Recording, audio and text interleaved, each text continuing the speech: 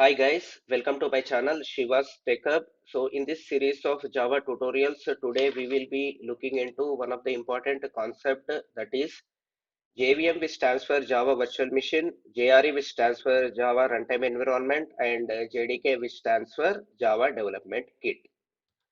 Okay, so this is the agenda for this session. So first we'll be looking at what is JVM, which is a Java Virtual Machine, and what are the various operations that are performed by JVM, and also what are the different components of JVM, and what is JRE, which stands for Java Runtime Environment.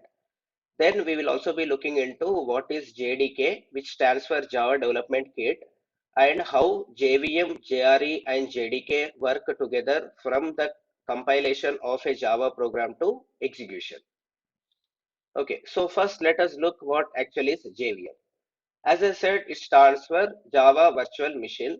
So the main operations which it performs is it loads the code that is being generated by the Java compiler, and also it verifies the correctness of the code, and also it executes the code, and also it provides the runtime environment that is needed for JDK and JRE. Got it?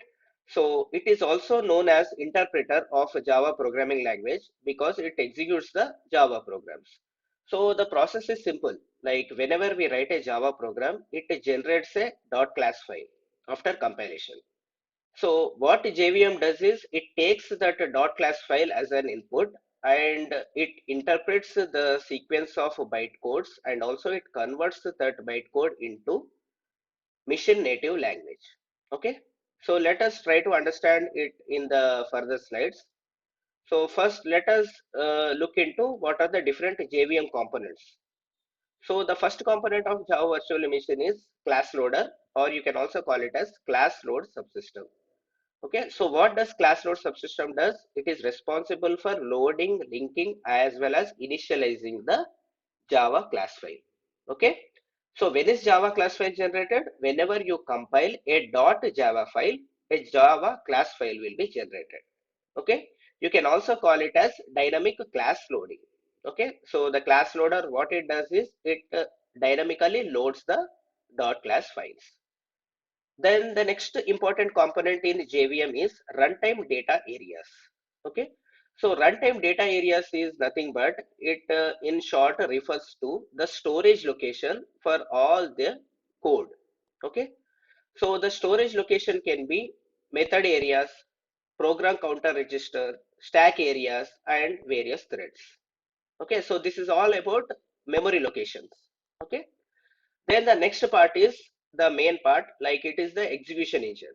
Okay, so it does the final operation, like whenever the class is being loaded after interpreting is done. Okay, it takes the class file as an input, and also it executes that particular Java code, and it throws you with the output in the console.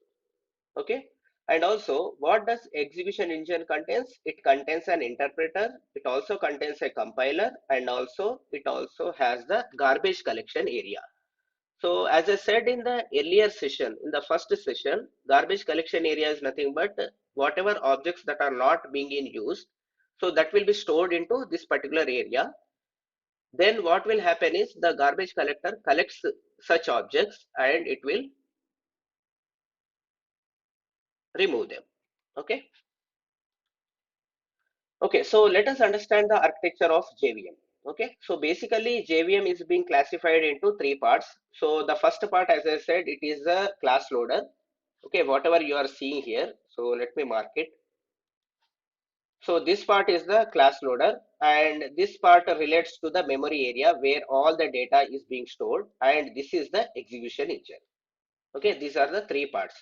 So as I said, it loads using the class loader, and also linking using Java memory areas, and also initializing of that Java program by using the execution engine. Okay,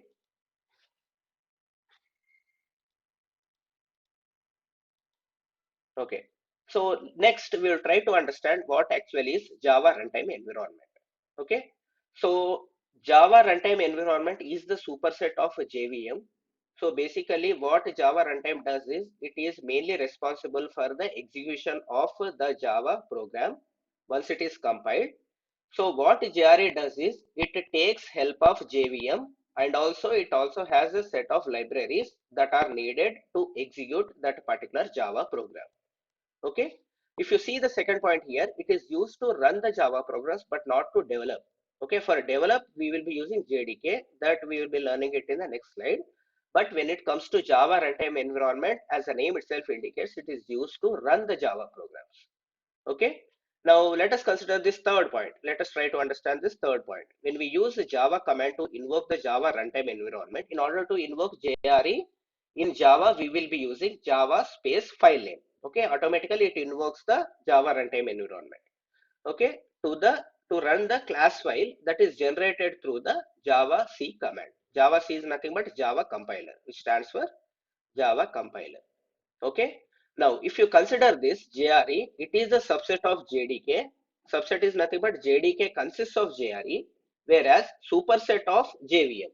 Okay, JVM resides inside JRE. Okay, that we need to understand. Okay, so this is nothing but JRE, which is Java Runtime Environment. Next, we will be looking into JDK, the topmost part of all the three. Okay, so as the name itself indicates, Java Development Kit. So it also provides Java runtime environment, which uses Java compiler to execute, interpret the bytecode statements. And also, in addition to that, it also provides some development tools such as Java compiler, Java, and many more that is required for our day-to-day development activities. Okay. So if you see uh, the first point over here, it contains JRE plus development tools that are required to write our day-to-day Java programs, right? And also, there are many flavors of JDK, which stands for Java Development Kit. One is the standard edition, which we use in our day-to-day activity for our practice.